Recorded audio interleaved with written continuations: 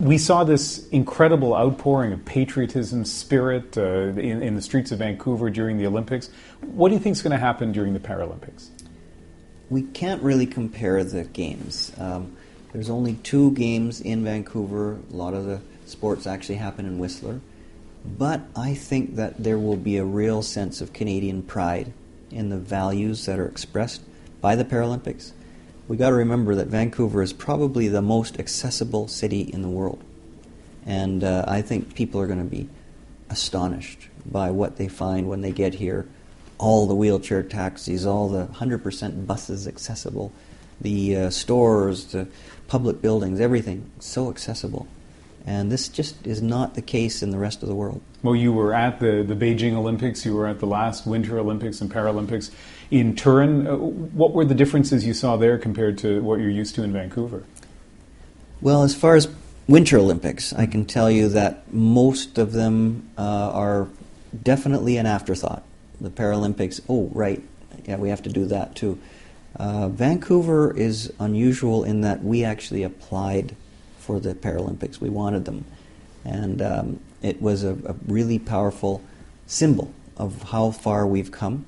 And so I think you'll see a real enthusiasm among the population. We've seen it with the torch relays. We've seen the interest, and I think it's going to be a wonderful display. Tell me about the torch relay. In the last 24 hours or so, there have been people making their way through the streets of Vancouver. I heard some of your reaction to some of the torchbearers that you saw, and you seemed, and I've heard you speak about so many things over the years, you seem quite touched by some of the people that you've met over the last few hours.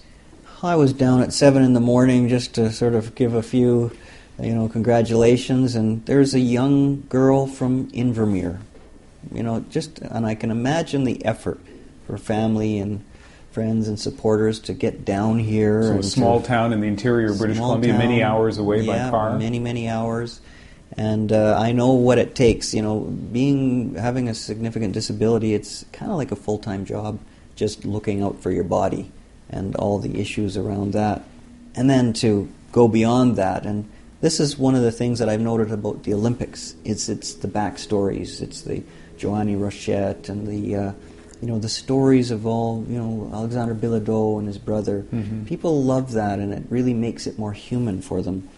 Well, the Paralympics, every one of these competitors has an incredible story, and I'm hoping that people will get to know these individuals and just what amazing people they are and what great athletes they are. Already we've seen this phenomenon in Vancouver that I think is unprecedented, that, for example, all the sledge hockey games involving Canada are sold out. Now, it's at one of the smaller rinks, UBC, as opposed to the big rinks downtown, but still, that must warm your heart to see that level of support already, and the puck hasn't even dropped yet. Oh, weeks before the games, they're sold out. This is unprecedented, so I think this is giving an indication of what's coming. And I'm telling the country, we've had 2 periods of play, Zamboni's on the ice, we got another period to go. And, especially with hockey, how this country has, been riveted by the gold medal games, both the women's and the men's. We got one more game to win to show that this is our game. I've heard a lot of that rhetoric about 3 gold medals in hockey. I have to say, among some of the people I know privately, they'll say the men's gold medal was the most important. The women's of less importance. People don't often say this publicly, but you hear them say it privately. And that maybe sledge hockey third. Does that worry you? Do you think that people will see it as not just less important, but maybe much less important? I look at things of the glass half full, not the glass half empty. When I think of what sledge hockey meant to people a few weeks ago, never even heard of it. Now they're actually talking about it, and they're even having the ability to compare it with the other hockey games. You got to look at that as a triumph. Of course, the sledge hockey is not got the same cachet as the gold medal men's hockey, but to see that people with disabilities are a part of the community, that we're playing a role just in our own way, I think is really what the the message is. You know, the Paralympics, people can be included. Everyone's a citizen. Everyone can participate in their own way. And yeah, we might not be Sidney Crosby, but hey, we've got a lot to offer anyways. One of the stirring moments in the Turin Games was when you were there with the flag. I have to say, as a Canadian, your disability is almost incidental to those of us in Vancouver, but clearly to the people in Turin, they had just never seen a mayor in a chair waving a flag like that. And then you went back for the Paralympics in Turin. Why did you do that? I wanted to show, as mayor of the city, that the Paralympics have a great importance as well. And I became the first mayor to actually make the effort to go and take the Paralympic flag, which I think was a symbol of what we've accomplished in Canada. And the fact that Canadians are sort of blasé about, yeah, sure, guy in a wheelchair, quadriplegic's a mayor, big deal. That's an incredible victory. We've actually come a long way that people could even say that. The rest of the world, they're not even anywhere close. And that's why they're so amazed to see a guy in a wheelchair, and they keep saying, is this an honorary position, or were you given this by because they felt sorry for you?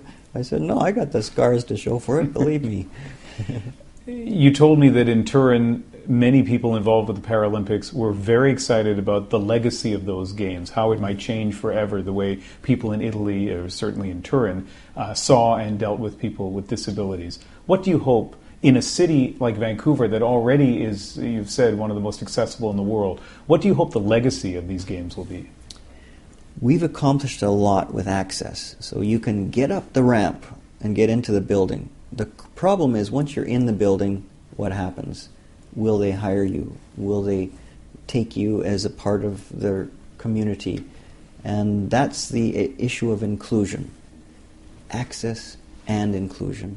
And I'm hoping that we will see a window of opportunity, as I've seen in Italy, as I've seen in other countries, where we can make change, where people actually do get interested in the lives of people with disabilities, see them as citizens who have dreams and aspirations and challenges just like the rest of us.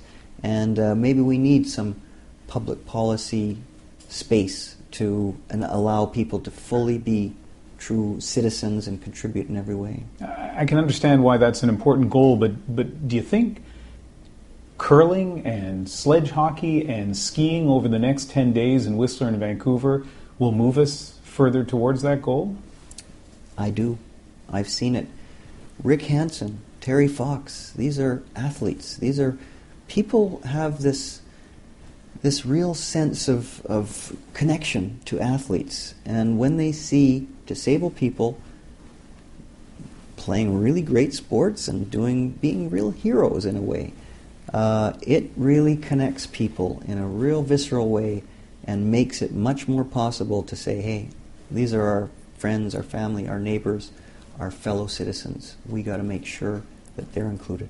I've seen a clip where you've described this as the most or one of the most accessible cities in Vancouver. But let me ask you, this clip will run during the Paralympic Games, but where does Vancouver fit in when it comes to accessibility? It's paradise, I got to say.